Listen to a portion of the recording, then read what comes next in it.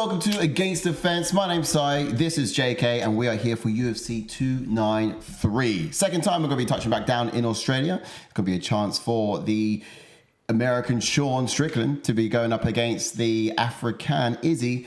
To Chinese. You got that wrong. No, I mean, look, I hear what everyone's been saying, calling him Chinese and all that, but I guess the question is, African Izzy get the job done here against the That's dreadful. Dreadful. I like that. Absolutely dreadful. I really like that. But look, it's a big one. UFC 293. My favorite fight is up here. I guess a lot of people can probably assume that this shouldn't be the fight to happen, but it is. It's the one that we have. No, I don't know. People were excited for the Dricus du Plessis fight. Dricus is not available. He's injured. But I think for the reason why people want this fight in is because they want to see the press conference, the build-up prior. Stylistically, Dricus' fight is a better fight. I think it's more of a challenge for Izzy than Strickland, but we're going to get a fun fight night nonetheless. Well, we'll see. I mean, Strickland can upset the apple cart here. He could.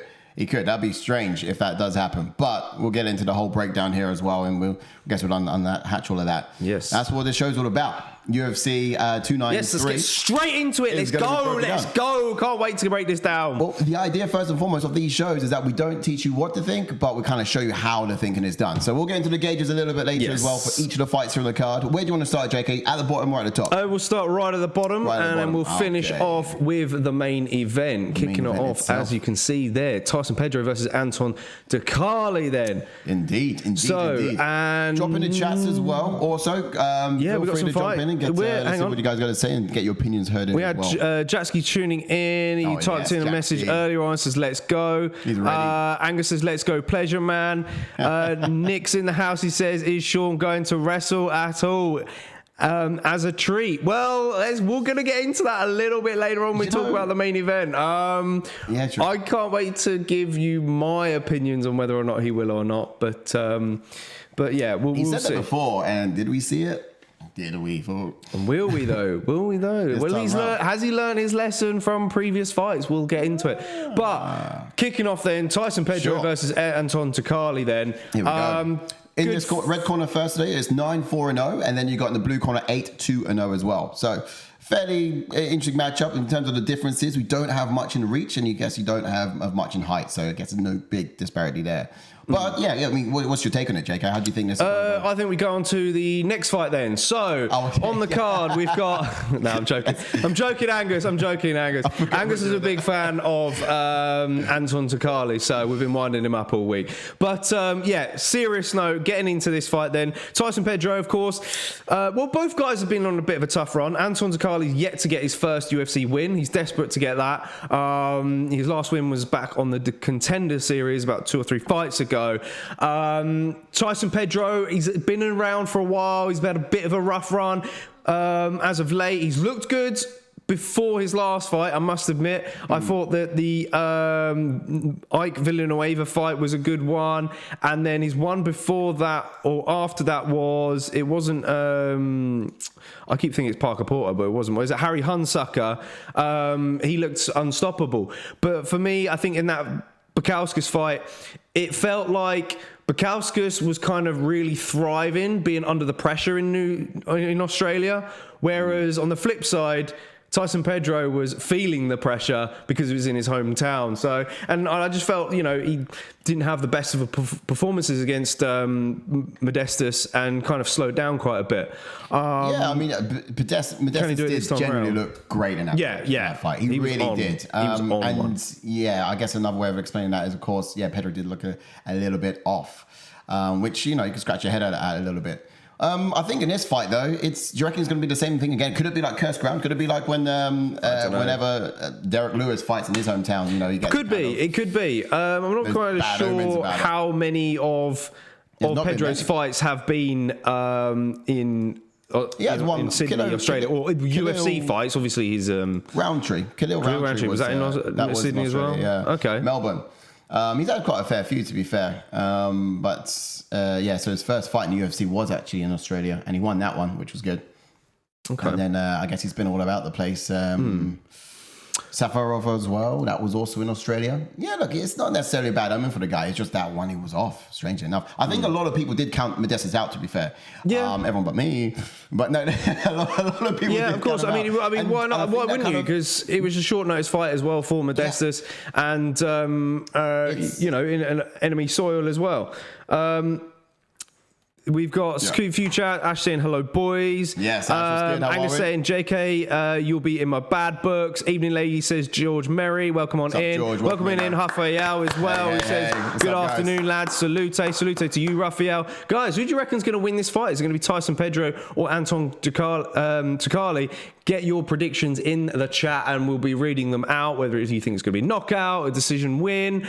Let us know. Quick question for you then, JK. Where do you, after the chats? Yeah, we got Angus said Turkalj is going to sleep him. He's confident. Ash is welcoming everyone else. He reckons round one knockout. But I mean, these boys are going back and forth about it here. But I mean, for me, I really like Tyson Pedro, and I think he's got a good set of skills on him. For Turkalj, he's kind of relentless, a little bit unorthodox in his ways and just how he approaches things. But I think if he's going to cause some levels of trouble to Pedro in this fight, it probably would be on the ground. I hear that. I mean, I'll give you a couple of things on Anton Turkalj. And here's the thing: I was watching him fight this week, and I tend to notice that he's a kind of unorthodox style fighter. Like he has success, but it's kind of random in a way, isn't he? He kind of comes on in quite unconventionally with his hands low, and he's just sort of striking wild. And also in the wrestling as well, he can be a little bit wild with it. But that is also kind of where he's really dangerous, because he doesn't go by the textbooks. He doesn't sort of give you what you would expect to see. And whatever he's done has worked to a point. He's in the UFC. I mean, the guy's got some level of. It's one of those guys you tend to point at and say, I don't know how he does it, but he just does it. But that's a pleasure, man, for you in a nutshell, from my opinion, to be fair. And again, you got Tyson Pedro. I think one of his biggest flaws in this one could be just lack of output. And if he does fall back into that kind of mental slump, then it could just be outworked by Anton Turkalj. And that's just Anton doing whatever he does. They call him a pleasure man for something. That's right. I don't know why. Ash is for some reason deleting Angus's messages. I don't know why you're doing that, Ash. Stop that. George Murray says Pedro will have a tough first, but then will come out in the second and head kick KO. Oh, wow. So big prediction from George there. He's expecting big things from Tyson Pedro. Angus says he's just got that sauce eye. Morning, Breezy. Welcome on in, Breezy. Early riser. How are you doing? What's up, bro? Just a quick one. Don't say he's got that sauce and then follow up by calling him pleasure, man. Yeah, doesn't go well together. Okay. Yeah. Smash the like on the video for this fight. Yes. Now. Striking wise, I kind of want to start with cardio. That's right. Because one thing I do want to throw out there is the fact that Pedro has not at all won a decision. He's lost 2 decisions. And that could be a little bit route to victory for someone like Anton if he wants to be dragging us a bit long. But we've not seen this guy do a decision. So to be fair, we saw Turkalj go to a decision his last time out win against Vitor Petrino. I felt his gas tank held up in that fight. Did quite well from what I've seen. A lot of his fights prior to the UFC have been finishes, so it's been quite difficult to kind of gauge that. If we're just going off of last fights, then of course you probably give cardio to Turkalj. Of course. I'd be confident on that, but you wouldn't be? I say not too sure, Yeah, okay, we'll give it to him anyway. What about speed then? Who goes for speed? Turkalj's kind of got that illusion. What's the reach advantage? It's the same, really. More implied Pedro's corner just by a bit. But I'd probably I might give speed to Turkalj as well. But power would be to Tyson Pedro. Yeah, agreed. I think overall striking would be to Tyson Pedro. Agreed. We're not really sourcing this up to grappling, are we? I mean, look, Angus is getting absolute thrills right now. Look, it's 2 apiece. Who are we going to side with it? I did say grappling early on. I'd give it to Turkalj. Yeah, I think he might. I don't know. He might use it. The thing about Turkalj is he gets those grappling scenarios and then he loses it. Do you know what I mean? He's not able to really execute anything. He can't execute in a stand-up. He can't really execute too much in the grappling. He just kind of gets on you, gets you, just gets frantic over you and looks good on the scorecards perhaps, but nothing really gets done in terms of submission threats. I can't remember the last time I saw a real submission threat. Ash is questioning our pick for Pedro, Pedro Speed, he's saying. To be honest, I would say Pedro Speed, if you're looking at that particular body kick that he likes to throw, because yes, that's quick and that's fast. But in terms of overall movement, I kind of think that Turkalj might be a bit faster on the feet. Do you know what it is as well? It's kind of that lack of output that we see from time to time with Pedro. It does make you start of... You know, you don't really peg him for much speed. Although he might have some fast hands. He is more of a precision striker than, he picks his shots well. So, yeah, he throws quite fast. But, yeah, overall speed on the feet, sometimes getting inside.